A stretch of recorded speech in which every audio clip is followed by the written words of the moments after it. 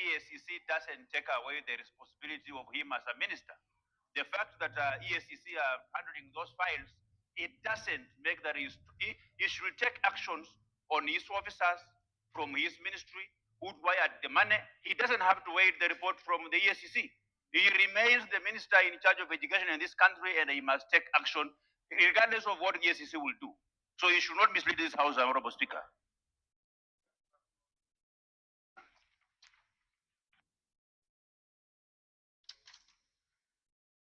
The criminal culpability that we are talking about, that can only be undertaken by the investigative agencies. We will be able to take administrative action on the officers we find culpable, and then we hand them over to the investigative agencies to undertake the criminal process. That is already being done. Minister, you'll help. I don't want us to take very long on this. You'll help this House this way. You have officers of your ministry in each and every county who have a duty to keep and update records of schools continuously and furnish to your ministry. That money, public resources have been wired to non-existent schools for non-existent students. How many of your officers have you interdicted for doing this criminal act? Once we get that, then the committee will follow up with you to deal with these issues.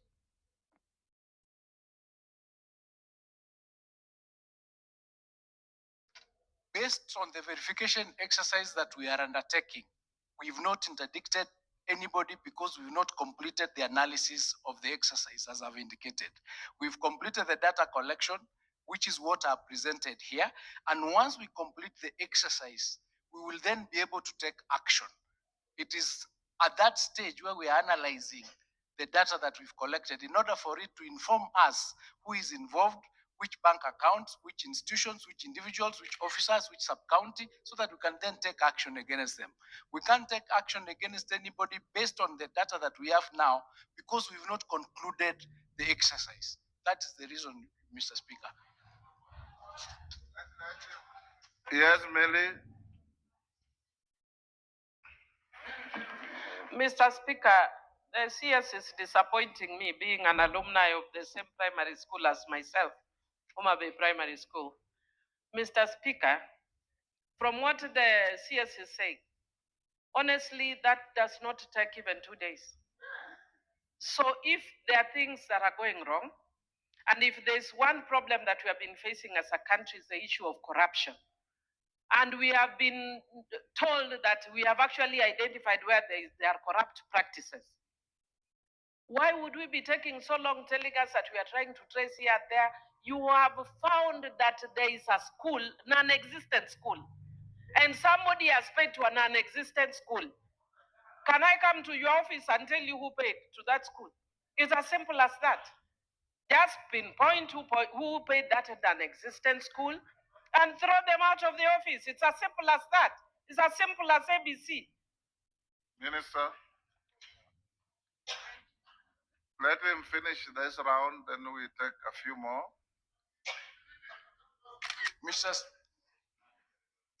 Mr. Speaker, I had difficulties making that decision because the exercise is not complete. I have indicated here that there are another 934 schools that have not submitted their data. So we wanted to have this as a complete exercise, prepare a complete report, including what action we have taken. Where we think there's a crime committed, we then forward it to the investigative agencies to undertake. It would have been premature for me to take action against officers before I confirm for sure that this is the position or this is the offense that they have committed. We are all of us taking this exercise in order to take action at the end of the exercise. That's the reason why. Yes, I'll take 3 here, then we close.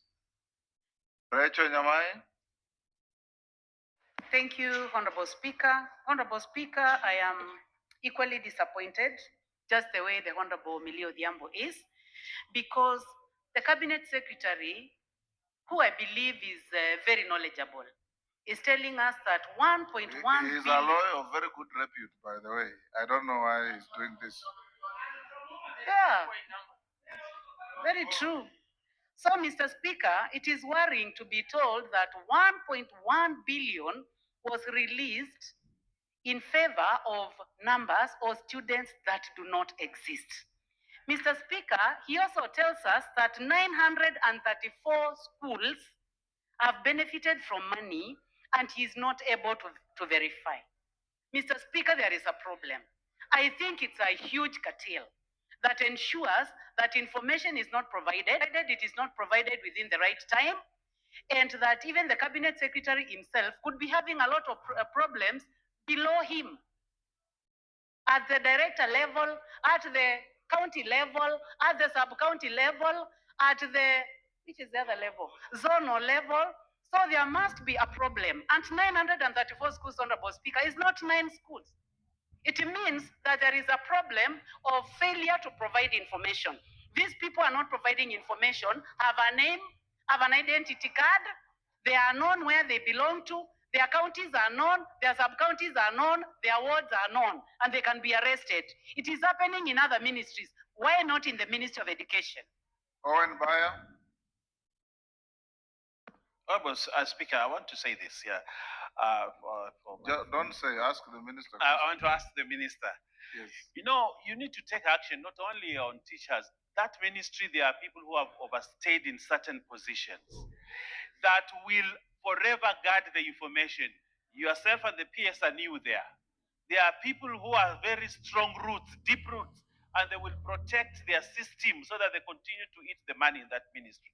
Unless you become ruthless and have ruthless focus on those people, Honorable Speaker, money will continue to disappear in that ministry. So what you need to do is do what Kiraitu Murungi said, a radical surgery in that ministry, just like they did in the judiciary, so that you can unearth, but as you unearth, it also goes with people who then you will get breathing space and space to manage that ministry. Otherwise, our children will continue to suffer if we go that way. I can assure you, Honorable Minister, you will wait for that date and it will not come. You will. I have seen it in my county. The people there protect each other. From the county director who has stayed there for over 8 years, to all the sub-counties who have stayed there for over 10 years. And everybody else is just comfortable waiting for the money from the ministry to eat the money. Honorable Speaker, unless radical surgery is done in the Ministry of Education, we will continue to say the same things here. Honorable Speaker, I thank you. Thank you, Honorable Speaker. As we join this, the Cabinet Secretary must be aware that, as Bayer said, the ministry is full of cartels. For example, there is a deliberate process to understate the number of learners in some schools and inflate in others. How is it done, Honorable Speaker? They deliberately refuse to admit them or register them in NEMIS as it is now, on very spurious reasons, non-existent reasons at all. For example, I can tell you, Honorable Speaker, and I want to tell the Cabinet Secretary, that in Funyula constituency, we could be having about 25% of the children in school who are not registered records and they do not get that capitation. What is he going to do to clean up the ministry to ensure there is fairness in distribution of the resources available? Thank you. Raso.